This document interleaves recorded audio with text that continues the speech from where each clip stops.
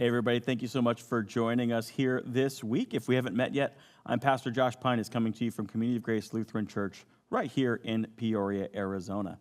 And it's great to have you along for this ride, for this worship experience here online. We are concluding our most recent message series, The Magic Continues, looking at some of our favorite songs and stories from the Disney catalog. And we are concluding this week with A Whole New World, of course, from the film Aladdin. And here we are at the end of this kind of magical journey. Some of us are going to be devastated that it's at least another 11 months before we really start going with the Disney music around here again. Some of you might be a little excited that we're done with this one, but I imagine it's not too many of us. These are some great songs and some great stories.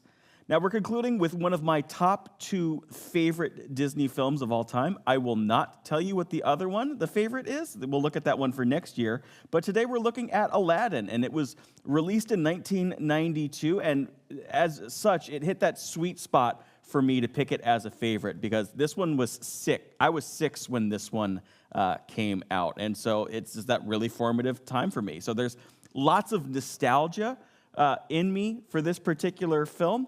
And as one of my favorites, yes, I did watch the live-action remake that came out just a couple years ago, and I loved it. I thought it was great, but no disrespect to the Fresh Prince, that is Will Smith, but man, did Robin Williams truly just nail and define the perfect role of the genie. I mean, it was just perfect. Now, that same genie is the one that ends up granting wishes, as genies do, to our title character, Aladdin, after he ended up getting this magical lamp as a result of a grave robbing gone bad. And Aladdin have lived a tough life. He's described in the film and describes himself as a street rat. So we see a poor, pretty much homeless guy just trying to do whatever he can to survive. And yet he still managed to extend his generosity and care to others who are less fortunate than himself. It's truly remarkable. And so he's got these wishes, and so he decides to do what anybody would do with his wishes. Use it to get the girl. But not just any girl, Princess Jasmine. And as is usually the case with royalty, at least in Disney films, but also really in real life, she's only going to get dad's permission and approval to marry a prince. So Genie does what anybody would do. He decides to make Aladdin a prince with the title, with the followers, a big parade, a sweet new outfit that you can see right there. The works. He has got it all. Because, lies, deception, hiding your past, and pretending that you have wealth and power and ability is a fantastic way to establish a lifelong romance. Right? Right? Okay, I digress. Well, being an awesome prince isn't quite enough to get her excited to be with him, so he takes her on a truly magical carpet ride across time and space, all while singing the theme song for this week, A Whole New World. Speaking of theme music and this whole series, we've used our songs to talk about an entire movie and its themes and its characters. We've also looked at the song and its content for maybe a specific powerful scene throughout the course of this series. We've even used the theme of Be Our Guest to bring in a guest preacher. We've used this music and these songs and stories in different ways throughout this message series. But never before in this series have we focused basically just on the title of the song to talk about. Well, not just the title, but it certainly was the inspiration and starting point for me to evaluate this message. It was like a lightning bolt hit me when I was reviewing the song list from our annual Magical Night of Music. What is it I'm going to talk about? Which songs am I going to pick? I saw this title, and it was the inspiration for it all. Because A Whole New World is exactly what our God has promised us. And I don't want to pick on any one event or series of events in our world, but the last few weeks have been heavy on my own life, in our church, our nation, and in our world. There's been life-changing diagnoses, cancer and heart disease have been making themselves known in communities, and there's wars popping up left, right, up, and down across the world and across our oceans, and there's discord and anger here at home, and violence perpetrated against people of all different kinds. And for whatever reason, we continue to have less and less ability to love and care for our neighbors as our political divides seem to get deeper and wider by the day. But in spite of all of that, God makes a promise to us and to all of creation that the ugliness and hurtfulness of this world isn't the end of anyone's story. And so from the closing pages of our Holy Bible comes this vision to John given in his book of Revelation. Then I saw a new heaven and a new earth, for the first heaven and the first earth had passed away, and the sea was no more. And I saw the holy city, the new Jerusalem, coming down out of heaven from God, prepared as a bride adorned for her husband. And I heard a loud voice from the throne saying, "See, the home of God is among mortals. He will dwell with them as their God. They will be his peoples, and God himself will be with them. He will wipe every tear from their eyes. Death will be no more. Mourning and crying and pain will be no more, for the first things have passed away." And the one who was seated on the throne said, "See, I am making all things new." Also, he said, "Write this, for these words are trustworthy and true." That is God's plan and purpose for creation.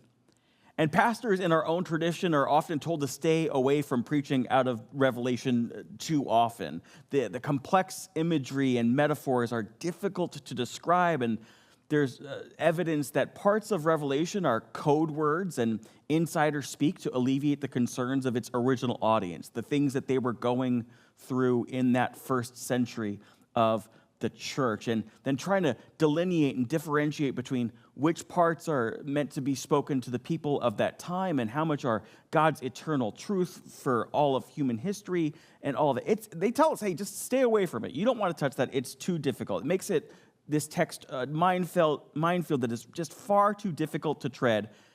But I'm doing it anyway because I think that's what we're called to do, because God's ultimate promise of living with all people in a new and perfected creation, that is something that we can all hang our hats on. That this promise that we see, this vision of God dwelling with his people, of a new heaven, a new earth, without all of that awful stuff that's described there, that is God's most complete plan, and it's our destiny, and it's one that we as people of faith can hold on to and be reassured and know that no matter what troubles of this life and this world come our way, that our God has got something greater in store for us, maybe than we could ever even truly imagine. A time and place where we don't have to struggle to follow Christ's instructions, where we will not just be with our Creator, but with people of all backgrounds, people of all abilities, people who in this life we may have disagreed with or struggled with. Even people that we may feel don't belong or don't deserve to be in God's presence and ours. That's who we're going to be with. And that, my friends, is the very best news. But I've got even more good news for you today. More than just a future promise, more than just an understanding that God's going to make this all right and beautiful and great in the future sometime. The good news is this, is that we don't have to wait. We can make the decision right here and right now to live like heaven is here on earth. We can choose to set aside our greed and our desire for more wealth at the expense of our neighbors. We can choose to hear Christ's call to love our neighbors and to love our enemies just the same. We can make the decision to look upon the people that we have so often feared or disrespected or don't understand, and who we might call sinners, as exactly who they truly are. Beautiful creations made in God's image. God's plan and God's purpose is to make all things right, but he doesn't call on us to sit around complacently waiting for a rapture that won't actually come, because actually most of what we think of as the rapture in popular media is not a biblical concept. That's a sermon for a different day. We're running out of time. But he doesn't tell us to sit idly by, twiddling our thumbs, confident that our faith and our grace will make us whole one day. No, my friends, just as Jesus declared 2,000 years ago that the kingdom of heaven is here, we can declare with a loud, bold voice that it is still here. That grace abounds, that mercy and justice is truly for all. That our God has called us to love unconditionally and without preferences. That we can can and should set aside our weapons meant for our enemies and turn them into tools that we can use to love and serve our neighbors. We can declare that salvation is ours and it's also for all people. And it's not distant. It's not conditional. It's not just after we exit this life for the next, but it's right here, right now. God is right here in our midst. God is in the person who is in your life, who might be sitting next to you as you're experiencing this worship service or somewhere close by. God is with the stranger and the outcast. God is with the lost and the lowly. And God guides the rich and the powerful just the same. The truth that God is here and that God is good, and we are called to live like it's true. Now, not in the future, not in hopeful expectation, but recognize that God and Christ are in our midst right here, right now. And we can live like the kingdom of heaven is ours already. Amen.